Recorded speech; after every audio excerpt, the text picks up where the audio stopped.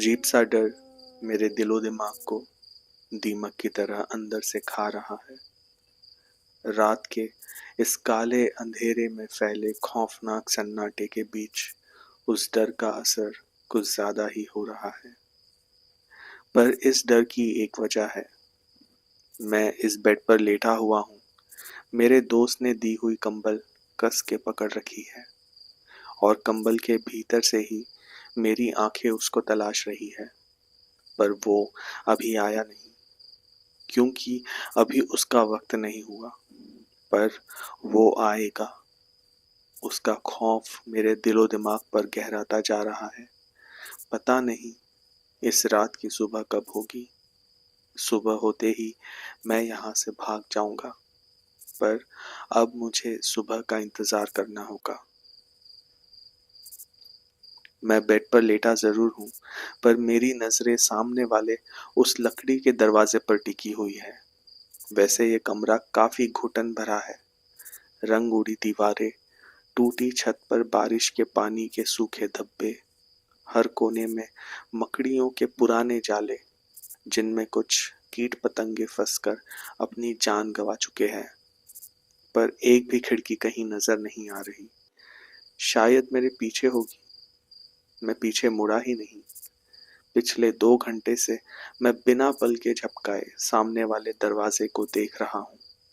मेरे कमरे के अंदर इतना सन्नाटा है कि दीवार पर टंगी उस घड़ी के कांटे की टिक टिक टिक करने वाली आवाज मैं बिल्कुल साफ सुन सकता हूँ। अभी रात के 2:30 बज चुके हैं, मतलब उसके आने का वक्त हो चुका है। मुझे अपनी सांसें रोककर बिना हिले ऐसे ही जिंदा लाश की तरह पड़े रहना होगा, क्योंकि अगर मेरी थोड़ी सी भी हलचल उसे महसूस होती है तो वो मेरे चिथड़े चिथड़े करके एक खौफनाक मौत मुझे दे देगा। मेरे जिस्म के इतने टुकड़े करेगा कि उन्हें समेटने में भी दिन निकल जाएगा। वो बहुत ही खतरनाक है, बहुत ही भद्दा, घिनौना, गंदा, बदबूदार है। वैसे खून पीने वाला पिशाच खूबसूरत या खुशबूदार तो होगा नहीं। मैं सांसें भी इस तरह से ले रहा हूँ कि उनकी भी आवाज उसे ना सुनाई दे। मुझे अपने आप पर काबू रखना होगा, क्योंकि अगर मैं हद से ज्यादा डर गया तो मेरे दिल की तेज धड़कनें उसे सुनाई देगी, या उसे भी महसूस होगी। और अगर एक बार उसे इस कमरे में मेरी मौजूदगी का एहसास हो गया तो मुझे नहीं छोड़ेगा। फिर सब कुछ खत्म। जोर जोर से धड़कने वाले दिल को सीना फाड़कर बाहर निकाल देगा। ये मेरी जिंदगी का आखिरी पंगा है। अगर मैं यहाँ बच गया तो कसम से दोबारा किसी से भी शर्त नहीं लगाऊंगा, ना ऐसी किसी चीज से पंगा लूंगा। सिर्फ यहाँ से जिंदा निकल जाऊं। मेरी आंखें ही दरवाजे पर टिकी है, पर सब कुछ याद आ रहा है। मैं यहाँ कैसे पहुंचा, सब कुछ। कुछ दिन पहले। प्लीज यार, गाड़ी थोड़ी तेज भगा। इसकी हालत बिगड़ती जा रही है। पीछे की सीट पर अपनी बीवी के साथ बैठा मेरा दोस्त विनती कर रहा था। उसकी बीवी की हालत कुछ अजीब सी लग रही थी। खुले बालों से चेहरा पूरी तरह से ढका हुआ था। वो जोर जोर से सांसें ले रही थी, पर उसकी सांसों की आवाज किसी जंगली जानवर के गुर्राहट जैसे लग रही थी। उसकी बीवी की यह हालत देखकर मैं भी हैरान हो गया। भाई, मेरी बात मान। इसे किसी अच्छे से डॉक्टर को दिखा। कहाँ ये तंत्र मंत्र भूत वूत बाबाओं के चक्कर में पड़ रहा है। सब अंधविश्वास है।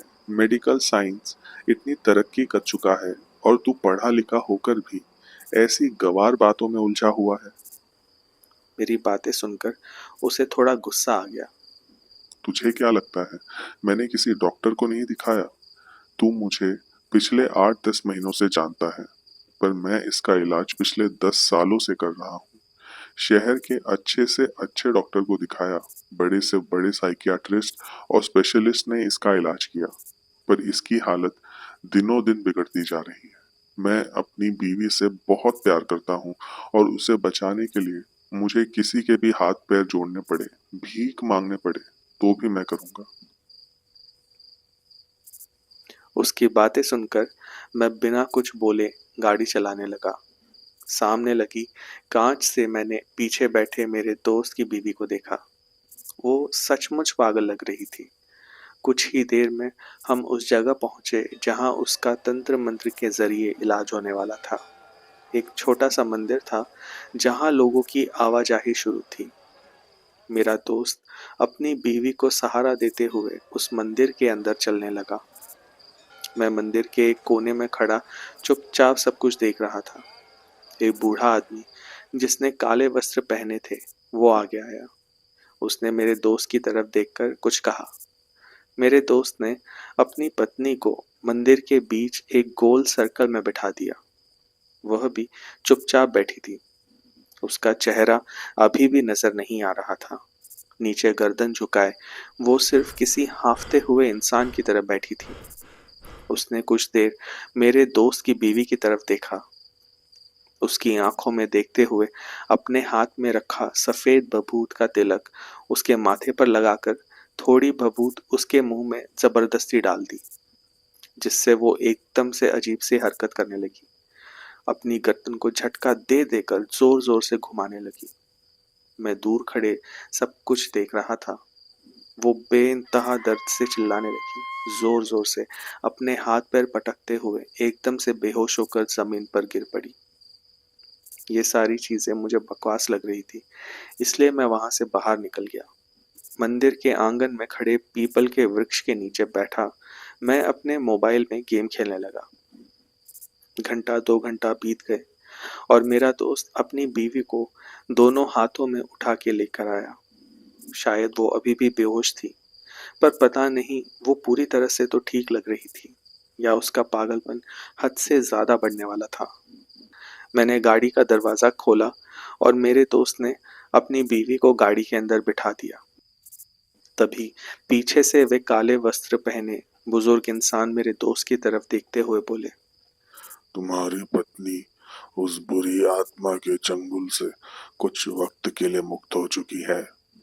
फिर भी तुम्हें आने वाले चंद्र ग्रहण तक उसका ध्यान रखना होगा, क्योंकि अगर कोई बुरी आत्मा एक बार किसी शरीर को जकड़ लेती है तो वो दोबारा उस शरीर को अपना घर बनाने की पूरी कोशिश करती है।